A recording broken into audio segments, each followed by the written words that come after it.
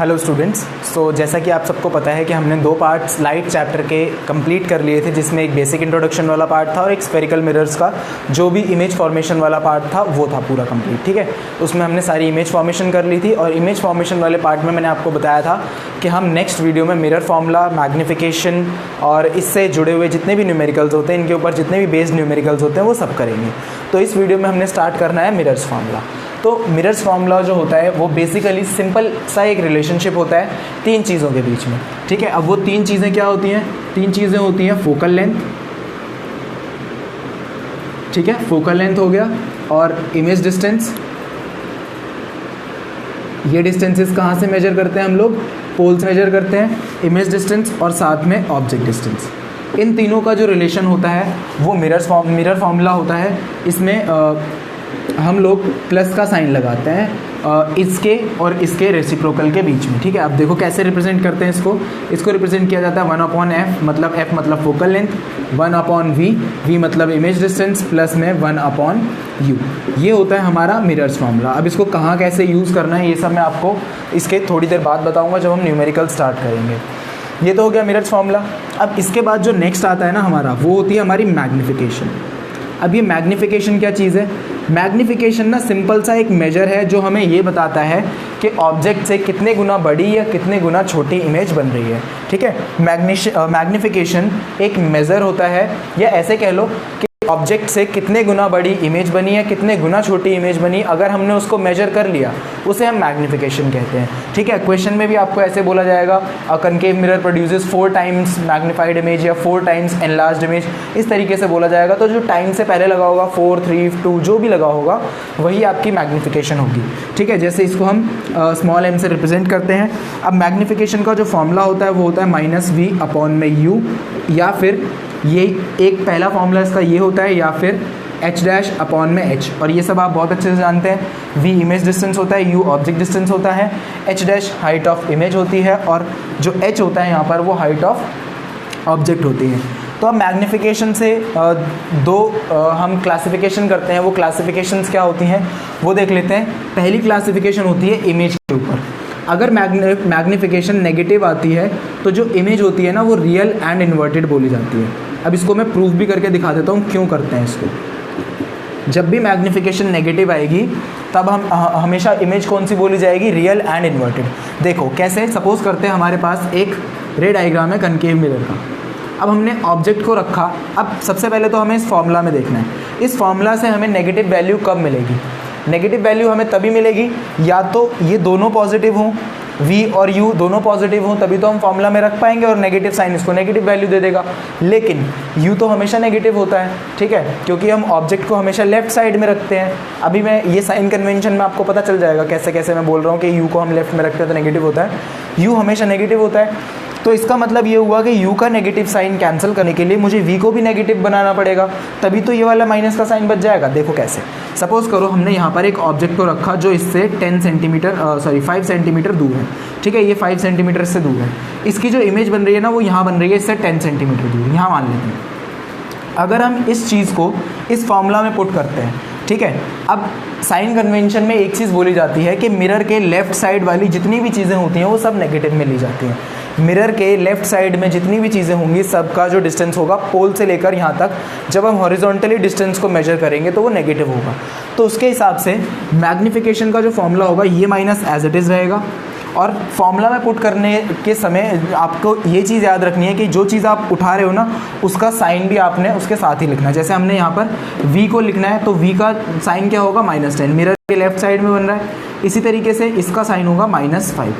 तो अब क्या होगा, ये वाला माइनस इस वाले माइनस को कैंसिल करेगा, एक माइनस यहाँ से बच जाएगा, तो इसका जो आंसर होगा वो होगा -2। तो मैग्नीफिकेशन नेगेटिव आ रही है। तो मैग्नीफिकेशन नेगेटिव कौन से केस में आती है? जब दोनों ही चीज़ें कहाँ हो? लेफ्ट साइड में। और लेफ्ट साइड में कब होती हैं? जब रियल और इन्वर्टेड इमेज बनती है। तो ये था प्रूफ इसका। मैग्नीफिकेशन कभी भी नेगेटिव होगी तो आप बोलोगे कि इमेज कौन सी बन रही है? रियल एंड इन्वर्टेड बन रही है। इसी तरीके से वर्चुअल इमेज का होता है, अगर मैग्नीफिकेशन पॉजिटिव हो जाती है तो जो इमेज हो जाती है वो वर्चुअल एंड इरेक्ट हो जाती है। तो ये चीज़ आपको बहुत अच्छे से क्लियर होनी चाहिए। पहले तो ये पहली क्लासिफिकेशन हो गई नेगेटिव और पॉजिटिव साइन के ऊपर बेस्ड। अब दूसरी जो क्लासिफिकेशन होती है, दूसरी क्लासिफिकेशन बेस्ड होती है कंपैरिजन टू 1 पे। मतलब हम मैग्नीफिकेशन को 1 से कंपेयर करते हैं कि 1 के कंपैरिजन में मैग्नीफिकेशन क्या हमें आंसर दे रही है। यहाँ पर हमें ऑब्जेक्ट का साइज़ और इमेज का जो साइज़ होता है उसके बीच में एक रिलेशन को शो करके दिखाना होता है। जैसे देखो, मैग्नीफिकेशन का एक फॉर्मूला मैंने अभी आपको बताया था, h' अपॉन में h होता है। इस फॉर्मूला को हमने यूज़ करना है। यहाँ से हम मैग्नीफिकेशन को कंपेयर करते हैं 1 से।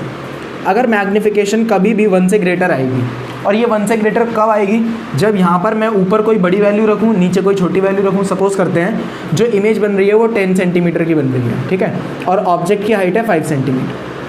तो ऊपर मैंने बड़ी वैल्यू रखी, तभी तो मेरा आंसर 1 से बड़ा आएगा, 2 आएगा, है ना।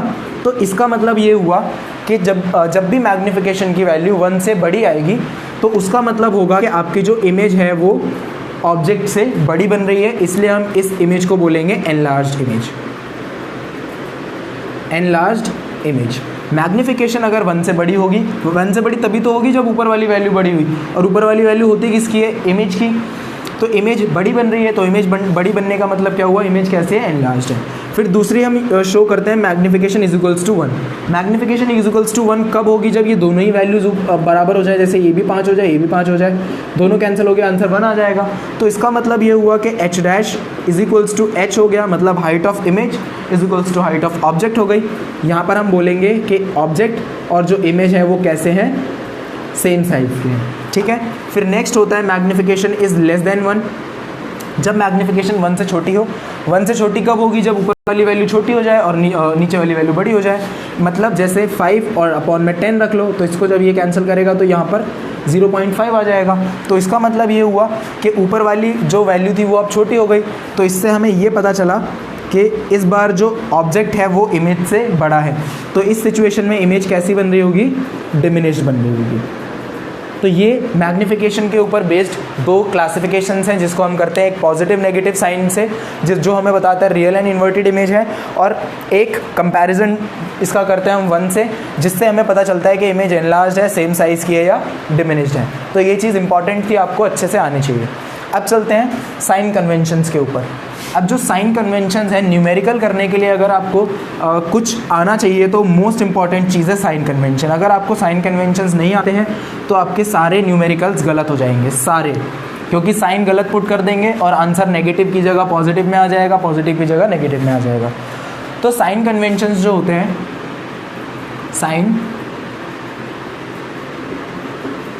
कन्वेंशंस, ठीक है। साइन कन्वेंशंस बेसिकली जैसे मैथ्स में होता है कार्टेशियन प्लेन जिसे ग्राफ भी बोला जाता है। ऐसे करके 2 एक्सिस होती हैं, जिसमें एक y एक्सिस होती है और एक x एक्सिस होती है। सेम चीज़ यहाँ पर भी है। साइन कन्वेंशन में y एक्सिस का काम करता है हमारा कोई भी मिरर। आप यहाँ पर कोई भी मिरर रखो, कनकेव रखो या कॉन्वेक्स रखो, ये वाला जो मिरर होगा हमारा y एक्सिस का काम करेगा। और जो प्रिंसिपल एक्सिस होती है जो हम बनाते हैं इसके मिड पॉइंट से, वो किसका काम करती है, x एक्सिस का काम करती है। अब जैसा कि आपको कार्टेशियन प्लेन में पता है कि राइट साइड में हम अगर जाते हैं तो सारे डिस्टेंसेस कैसे मिलते हैं हमें, पॉजिटिव। अगर हम यहाँ से मेजर कर ले, जैसे यहाँ 1 होगा, यहाँ 2 होगा, तो हम इसको क्या बोलेंगे, +2 बोलेंगे, पॉजिटिव 2, क्योंकि ये x एक्सिस पे आ रहा है, राइट साइड में आ रहा है। ऐसे ही लेफ्ट साइड में अगर हम जाएंगे तो सारे डिस्टेंसेस कैसे मिलेंगे, नेगेटिव मिलेंगे। यहाँ -1 होगा, यहाँ -2 होगा, इसी तरीके से चलता रहेगा ये सब कुछ। उसके बाद y एक्सिस पे देखते हैं। y एक्सिस पे अगर हम नीचे की तरफ जाते हैं तो हमें नेगेटिव मिलता है, यहाँ -1 होता है, यहाँ -2 होता है, यहाँ -3, इस तरीके से ये हो गया।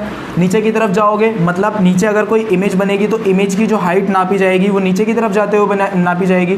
तो इसका मतलब रियल एंड इन्वर्टेड, जैसा अभी हमने मैग्नीफिकेशन में करा था, h' को यहाँ पर आप नेगेटिव लेंगे, क्यों, क्योंकि ये नीचे की तरफ बन रहा है। इसी तरीके से अगर हम ऊपर की तरफ चले जाएँ तो सारे डिस्टेंसेस क्या मिलते हैं हमें, पॉजिटिव मिलते हैं, क्योंकि वो पॉजिटिव y एक्सिस होती है।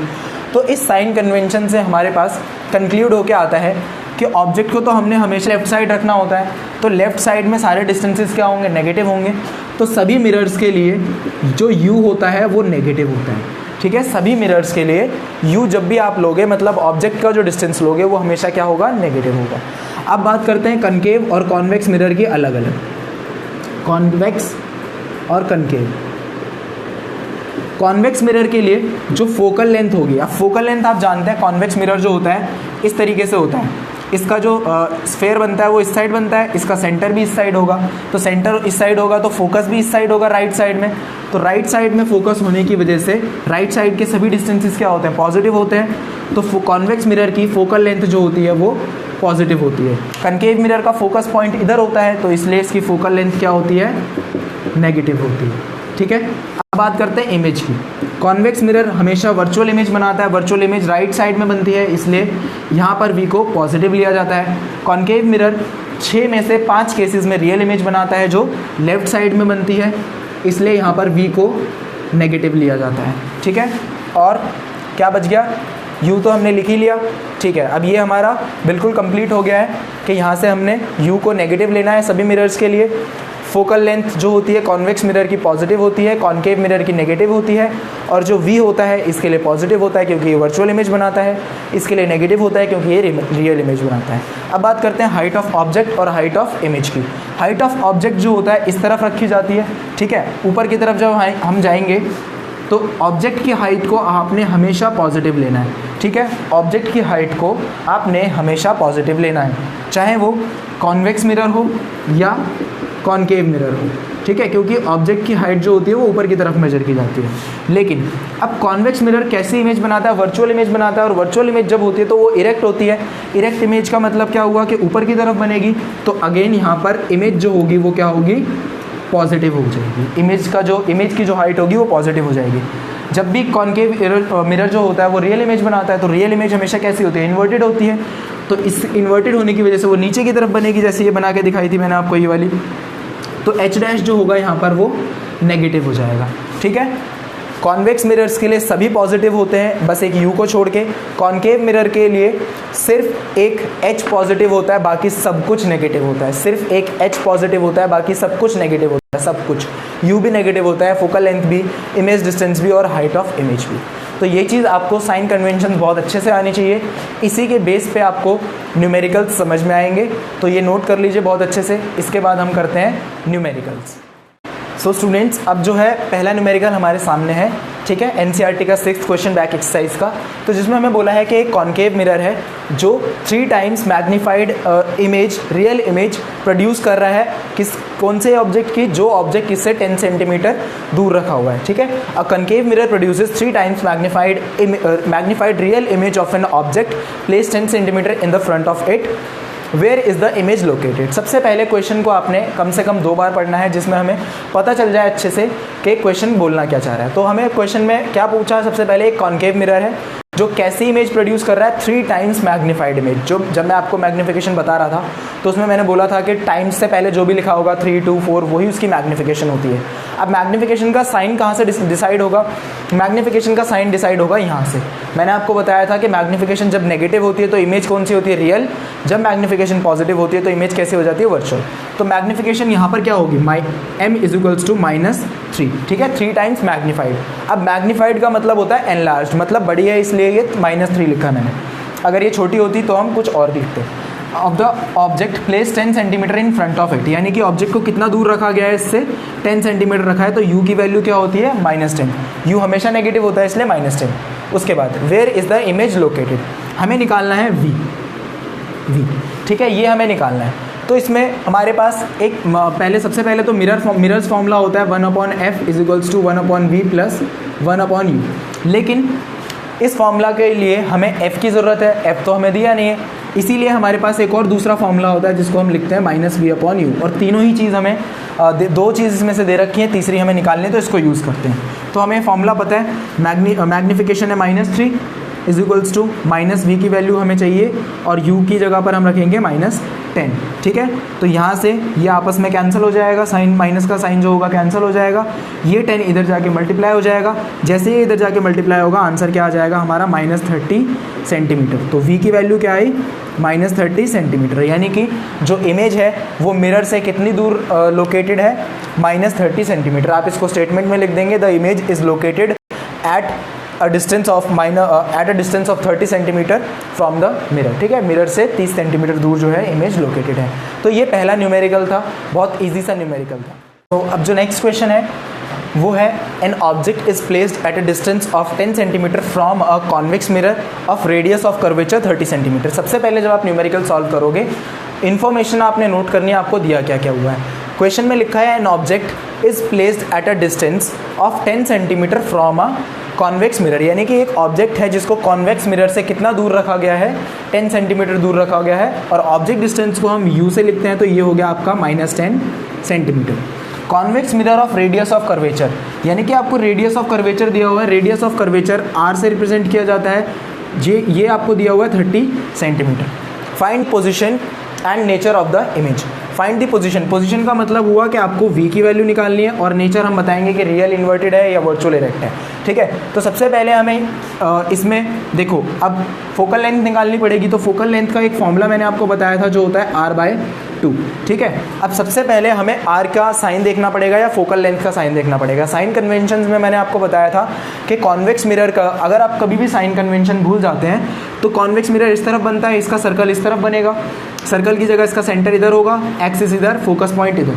तो यहाँ से याद रखना कि कॉन्वेक्स मिरर जो होता है हमेशा फोकल लेंथ इसकी जो होती है वो पॉजिटिव होती है, तो यहाँ से इसकी जो फोकल लेंथ होगी वो हो जाएगी +15 सेंटीमीटर। ये हो गई इसकी फोकल लेंथ। अब हमें निकालना है v, तो हमारे पास एक मिरर फॉर्मूला होता है 1/f = 1/v + 1/u। ठीक है, इस फॉर्मूला में इसको पुट करते हैं। जब हम इस फॉर्मूला में इसको पुट करेंगे तो हमें f की वैल्यू गिवन है 1/+15 हो जाएगा, ये = 1/v की वैल्यू हमें निकालनी है, और प्लस में 1/-10, u की जगह पर हम -10 रखेंगे, साइन के साथ हम वैल्यूज़ को पुट करते हैं। ठीक है, अब ये वाला जो माइनस साइन होगा ये इसको भी माइनस कर देगा, इसको माइनस करने के साथ साथ यहाँ पर हमारा जो पूरा ये होगा ये इस तरीके से बन जाएगी इक्वेशन, और इस 10 को हम ले आते हैं इधर। ठीक है, तो ये हो जाएगा 1/15 + 1/10 = 1/v। ठीक है, तो दोनों का एलसीएम अगर हम लेंगे तो एलसीएम 30 आएगा, तो यहाँ से हमारे पास जो वो बनेगा वो होगा, इसका एलसीएम आ गया 30, यहाँ पर आया 2 + 3, ठीक है, = 1/v। जब इसको ऐड कर देंगे तो ये 5/30 = 1/v हो जाएगा। इस v का हम रेसिप्रोकल करेंगे। आप इसको ऐसी वैल्यूज़ में मत छोड़ देना कहीं इसको डिवाइड करके यहाँ से v की वैल्यू निकाल दो, नहीं, इसका रेसिप्रोकल किया जाता है, इसको रेसिप्रोकल करके निकालेंगे v। जब इसका रेसिप्रोकल किया तो इसका भी रेसिप्रोकल होगा, यानी कि ये हो जाएगा 30/5 विच इज़ 6 सेंटीमीटर। अब v की वैल्यू पॉजिटिव आई है। v की वैल्यू पॉजिटिव कब होती है? जब इमेज वर्चुअल एंड इरेक्ट होती है। तो हम बोलेंगे hence the distance from the mirror, the distance of image from the mirror is +6 centimeter and it is positive, so the image formed is virtual and erect। तो ये हमारा दूसरे तरीका का न्यूमेरिकल हो गया। इसमें वैसे आपको क्वेश्चन में फोकल लेंथ दे रखी थी, लेकिन मैंने इसको रेडियस ऑफ कर्वेचर कर दिया, क्योंकि फोकल लेंथ जो होगी आप उसे डायरेक्टली पुट कर दोगे, रेडियस ऑफ कर्वेचर वाले में थोड़ा सा हमें चेंज करना पड़ता है, इसलिए। अब जो नेक्स्ट न्यूमेरिकल होगा उसमें एक साथ सब कुछ होगा, मैं आपको वो कराने जा रहा हूँ। तो अब हमारे सामने है क्वेश्चन नंबर 3, और क्वेश्चन नंबर 3 जो है मोस्ट इंपॉर्टेंट क्वेश्चन आपके एनसीईआरटी का ही है। तो इस क्वेश्चन के अंदर हम लोग मिरर्स फार्मूला भी यूज़ करेंगे और मैग्निफिकेशन भी यूज़ करेंगे, तो दोनों चीज़ें इसमें यूज़ करनी है हमने। तो इसी वजह से ये जो क्वेश्चन है ये इंपॉर्टेंट हो जाता है, क्योंकि इसमें दोनों चीज़ों का यूज़ होगा, और ऐसे ही क्वेश्चन आपसे बोर्ड एग्जाम्स में पूछे जाते हैं। तो सबसे पहले क्वेश्चन देखते हैं क्या, एन ऑब्जेक्ट ऑफ साइज़। जैसे जैसे आपको क्वेश्चन में इन्फॉर्मेशन मिलती रहती है, पहले भी यही बोला था कि लिखते रहा करो। तो एन ऑब्जेक्ट ऑफ साइज़, यानी कि ऑब्जेक्ट का साइज़ दिया हुआ है हमें, ऑब्जेक्ट के साइज़ को हम h से लिखते हैं, कितना दिया हुआ है 7 सेंटीमीटर। ये हमारा सोल्यूशन है, h हमें दे रखा है 7 centimetre. Is placed at 27 centimetre in front of a concave mirror. 27 centimetre in front of a concave mirror का मतलब हुआ एक कॉन्केव मिरर से ये 27 सेंटीमीटर दूर रखा गया है। तो u क्या हो जाएगा -27 सेंटीमीटर, क्योंकि u की वैल्यू हमेशा नेगेटिव में लेनी होती है। ऑफ फोकल लेंथ 18 सेंटीमीटर, यानी कि आपको फोकल लेंथ भी दे रखी है, और कॉन्केव मिरर की जो फोकल लेंथ होती है वो लेफ्ट साइड में होता है, इसका फोकस पॉइंट लेफ्ट साइड में होता है, इसलिए इसकी फोकल लेंथ नेगेटिव यानी कि -18 centimetre. At what distance from the mirror should the screen be placed so that sharp focused image can be formed. अब देखो क्वेश्चन जो होगा ना ऐसे घुमा के पूछा जाएगा आपसे, इसमें डायरेक्टली ये नहीं पूछा कि इमेज कहाँ बनेगी, उन्होंने ये बोल दिया कि हमें जो स्क्रीन है वो कहाँ रखनी है जिससे इमेज उसके ऊपर बन जाए। तो इसका मतलब भी यही होगा कि आपको इमेज डिस्टेंस निकालना है, ये चीज़ आपको बहुत अच्छे से ध्यान रखनी होगी। ठीक है, तो v की वैल्यू हमें फाइंड करनी है हमसे। उसके बाद पूछा है find the size and nature of the image. Find the size, size का मतलब क्या हुआ, h' पूछा है हमसे, तो ये भी हमें निकालना है। ठीक है, तो चलो अब इसको सॉल्व कर लेते हैं। सॉल्व करने के लिए सबसे पहले हमारे पास मिरर्स फार्मूला होता है, मिरर्स फार्मूला से हम v निकाल लेते हैं। मिरर फॉर्मूला होता है 1/f is equals to 1/v plus 1/u।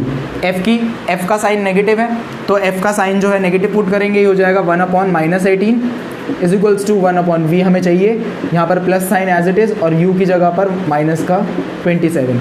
तो जैसा कि आप लोगों को पता है कि ये वाला जो साइन होगा ये इसको कैंसिल करके माइनस कर देगा, ठीक है। माइनस करने के बाद इसको इधर उठा के ले आते हैं, तो ये हो जाएगा माइनस का 1/18 और माइनस का ही प्लस का 1/27 इज इक्वल्स टू 1/v, ठीक है। ये हो गया। तो दोनों का अगर हम एलसीएम लेंगे तो दोनों का एलसीएम आएगा 54। जब हमने 54 इसका एलसीएम लिया तो 18 3 से 54 होता है, ऊपर आ गया -3, यहाँ आ गया +2 इक्वल्स टू 1/v, ठीक है। अब इसको ये हो जाएगा -1/54 इज इक्वल्स टू 1/v। तो जैसा कि आपको पता है कि v को हम रेसिप्रोकल कर लेते हैं तो v की वैल्यू आ गई -54 सेंटीमीटर। तो इसका मतलब ये हुआ कि हमें स्क्रीन को कहाँ प्लेस करना है, मिरर से कितनी दूर प्लेस करना है, 54 सेंटीमीटर दूर। माइनस मत लिख देना कि -54 सेंटीमीटर दूर प्लेस करना है, ये तो बस हमें बताता है कि इमेज कहाँ बन रही है। इसका मतलब ये हुआ कि इमेज लेफ्ट साइड बन रही है, ठीक है। तो अब हमें जो स्क्रीन थी उसे कहाँ कहाँ रखना था, 54 सेंटीमीटर दूर रखना था मिरर से। तो ये तो हो गया इसका पहला पार्ट। अब हमसे पूछा है इसका साइज़ भी बता दो इमेज का कि ये जो इमेज है इसका साइज़ क्या होगा, ठीक है, हमसे ये भी पूछा है। तो अब साइज़ निकालने के लिए हम मैग्नीफिकेशन को यूज़ कर लेंगे, क्योंकि मैग्नीफिकेशन के लिए हमारे पास अब h' हमें निकालना है, ठीक है। तो मैग्नीफिकेशन का एक फॉर्मूला होता है -v/u और यही फॉर्मूला इसके भी इक्वल होता है h'/h। तो आप क्वेश्चन में देखेंगे कि आपको m की वैल्यू नहीं दी हुई है कहीं भी। जब मैंने आपको मैग्नीफिकेशन कराई थी तो बोला था कि किसी न्यूमेरिकल में इन दोनों की भी ज़रूरत पड़ सकती है, तो ये वही न्यूमेरिकल है जिसमें इन दोनों की ज़रूरत पड़ेगी। यहाँ पर हमें h गिवन है, u गिवन है और v हमने निकाल लिया था, h' निकालना है। तो निकालते हैं। सबसे पहले माइनस का v, माइनस के v की जगह पर हमें माइनस का 54 पुट करना है एज इट इज़, ये हो गया अपॉन में -u मतलब कितना था u 27, तो ये हो जाएगा माइनस का 27 एज इट इज़ पुट कर दिया इज इक्वल्स टू h' की वैल्यू तो हमें निकालनी ही है और h की वैल्यू जो है वो 7 सेंटीमीटर है। h जो होगा हमेशा पॉजिटिव होता है इसलिए। तो यहाँ से ये वाला माइनस इससे कैंसिल हो गया, इससे हमने सब इसको कैंसिल किया तो आंसर क्या आया, यहाँ से जब जो हमारा बचा वो था -2 सेंटीमीटर और यहाँ पर बच गया h' is equals to h' upon में 7। तो ये इधर आके मल्टीप्लाई हो जाएगा तो h' की जो वैल्यू हो जाएगी वो क्या हो जाएगी -14 सेंटीमीटर। और h' जो है नेगेटिव आ रहा है हमारा। h' नेगेटिव कब आएगा, जब नीचे की तरफ इमेज बनी हो। तो जब भी नीचे की तरफ इमेज बनती है वो कौन सी होती है, रियल इमेज होती है। तो इस इमेज का जो नेचर है वो कौन सा है, रियल एंड इन्वर्टेड है, ठीक है। और साथ में ये हमें स्क्रीन को कितनी जगह, मतलब हमने जो हमसे क्वेश्चन पूछा था स्क्रीन को प्लेस करने का, तो हमें स्क्रीन को कितनी दूर प्लेस करना है, 54 सेंटीमीटर दूर प्लेस करना है। ये मोस्ट इंपॉर्टेंट न्यूमेरिकल था आपका। ऐसा ही एक क्वेश्चन आपसे बोर्ड एग्जाम्स में पूछा जाएगा, ठीक है। तो इसका सोल्यूशन बहुत अच्छे से कीजिएगा। इसके बाद करते हैं नेक्स्ट न्यूमेरिकल। तो अब करते हैं क्वेश्चन नंबर 4। ये जो न्यूमेरिकल है ये भी बोर्ड एग्जाम्स के हिसाब से मोस्ट इंपॉर्टेंट न्यूमेरिकल है, क्योंकि इसमें आपको डायरेक्टली कुछ भी नहीं दिया गया है। हमें इस क्वेश्चन में देखो बोला है an object is placed at a distance of 30 centimetre. मतलब हमें सबसे पहले बस u दिया हुआ है, कितना सेंटीमीटर दिया हुआ है, 30 सेंटीमीटर, ठीक है। From a convex mirror the magnification produced is 1/2। और मैग्नीफिकेशन जो है, जब हम इस ऑब्जेक्ट को इस मिरर से 30 सेंटीमीटर दूर रख रहे हैं तो जो मैग्नीफिकेशन है वो 1/2 प्रोड्यूस हो रही है, ठीक है। तो अब हमसे पूछा है where should the object be place to get a magnification of 1/3। अब मैग्नीफिकेशन निकालने, हमें मैग्नीफिकेशन दे रखी है। क्वेश्चन में ये बोला है कि पहले आपने ऑब्जेक्ट को 30 सेंटीमीटर दूर रखा तो आपकी जो मैग्नीफिकेशन थी वो इतनी थी। तो उन्होंने बोला कि अगर हमें मैग्नीफिकेशन 1/3 करनी है तो आपको ऑब्जेक्ट कहाँ रखना होगा। तो ऑब्जेक्ट उसके लिए हम क्या करेंगे, सबसे पहले मैग्नीफिकेशन का एक फॉर्मूला होता है v की वैल्यू निकालने के लिए। v की वैल्यू निकालेंगे -v/u। तो इसमें इस फॉर्मूला को रखते हैं, इसमें इनकी वैल्यूज़ डालते हैं तो 1/2 -v की वैल्यू हमें चाहिए और u की वैल्यू है -30। तो इस माइनस से ये माइनस कैंसिल हो गया, ठीक है। अब इसको ऊपर ले आते हैं तो जो v होगा, v हो जाएगा 30/2, कैंसिल हो गया, ये हो गया 15 सेंटीमीटर। तो पहले सिचुएशन में ये हो गया हमारा केस 1। ये केस 1 था जिसमें हमने ऑब्जेक्ट को कितनी दूर रखा था, 30 सेंटीमीटर। अब हम बात करेंगे केस 2 की। केस 2 के लिए हमें v की वैल्यू भी निकालनी पड़ेगी ऑब्जेक्ट डिस्टेंस निकालने के लिए। तो अगर इस चीज़ को हम मिरर्स फार्मूला में पुट करके देखें तो मिरर्स फार्मूला में पुट करने के बाद इसकी फोकल लेंथ मिल जाएगी हमें इसी सिचुएशन से। तो इसी सिचुएशन से हम फोकल लेंथ को यूज़ करके वहाँ से v की वैल्यू पुट कर लेंगे। तो देखो करते हैं, जैसे हमें फोकल लेंथ निकालनी है पहले इसकी। तो मिरर फार्मूला होता है 1/f is equals to 1/2 v plus 1/u। तो ये हमारा मिरर फॉर्मूला हो गया। यहाँ पर सारी वैल्यूज़ पुट कर देते हैं हम, यहाँ से फोकल लेंथ मिल जाएगी हमें। तो ये 1/f is equals to 1/v कितना आया 15 आया है, और ये v जो है ये प्लस का आया है तो प्लस का 15 कर लेंगे, ठीक है। तो प्लस का 15 और यहाँ पर तो माइनस साइन हो ही जाता है क्योंकि ये वाला माइनस ऊपर इसको माइनस कर देता है, तो ये हो गया 30। और जो दोनों का एलसीएम आएगा वो 90 आएगा, 90 आ गया दोनों का एलसीएम। 50 30 नहीं 60 आ जाएगा एलसीएम, 60 हो गया दोनों का एलसीएम। तो ये हो गया 4 माइनस 2, तो ये हो गया 2/60। जो इसकी फोकल लेंथ हुई ये 1/f था, इसका भी रेसिप्रोकल करेंगे तो f की वैल्यू जो होगी वो हो जाएगी 30 सेंटीमीटर। तो यहाँ से हमारी फोकल लेंथ आ गई। अब फोकल लेंथ निकालने के बाद हम करेंगे इसका केस 2।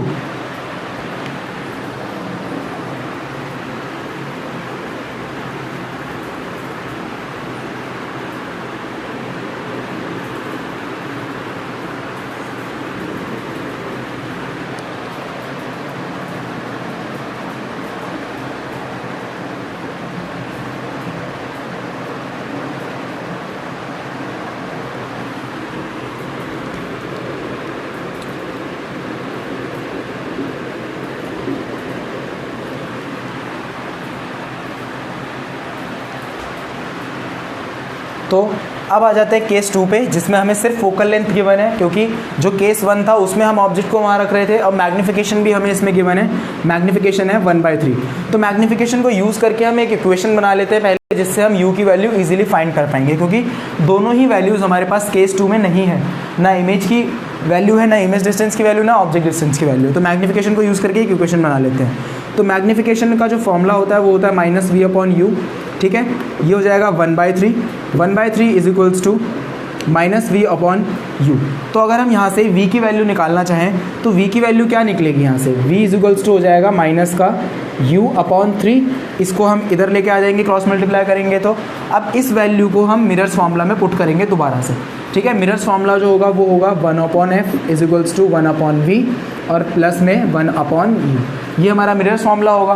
तो अब इसमें हम इसको पुट कर देते हैं। तो फोकल लेंथ की वैल्यू जो है वो है 30, तो ये हो जाएगा 1/30 इज इक्वल्स टू 1/v की जगह पर अब मैं -u/3 पुट करूँगा, तो ये -u और -u/3, इसको ऐसे पुट कर दिया मैंने, तो ये हो जाएगा यहाँ पर 1/u।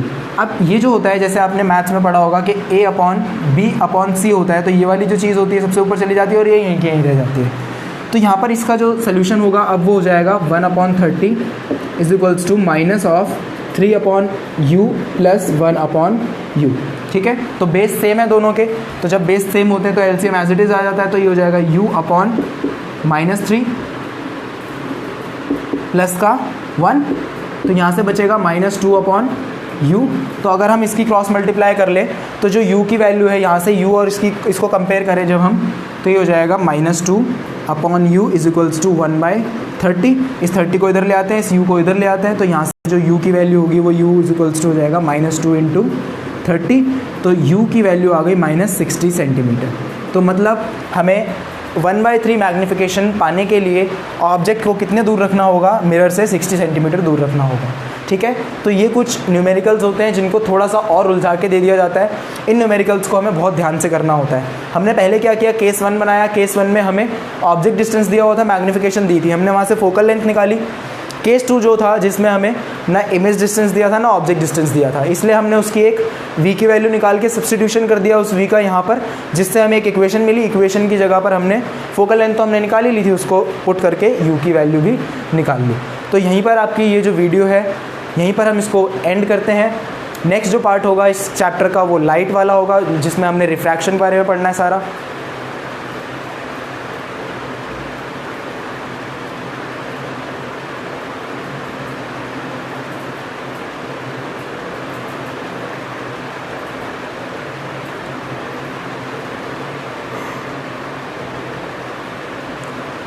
तो अब जो नेक्स्ट पार्ट होगा वो रिफ्रैक्शन वाला होगा, जिसके अंदर हम पूरा रिफ्रैक्शन कवर कर लेंगे अच्छे से। उसमें क्या क्या फिनोमेनाज होते हैं वो सब मैं आपको बताऊंगा। तब तक के लिए घर में रहिए, सेफ़ रहिए, हाथ धोते रहिए। Thank you very much.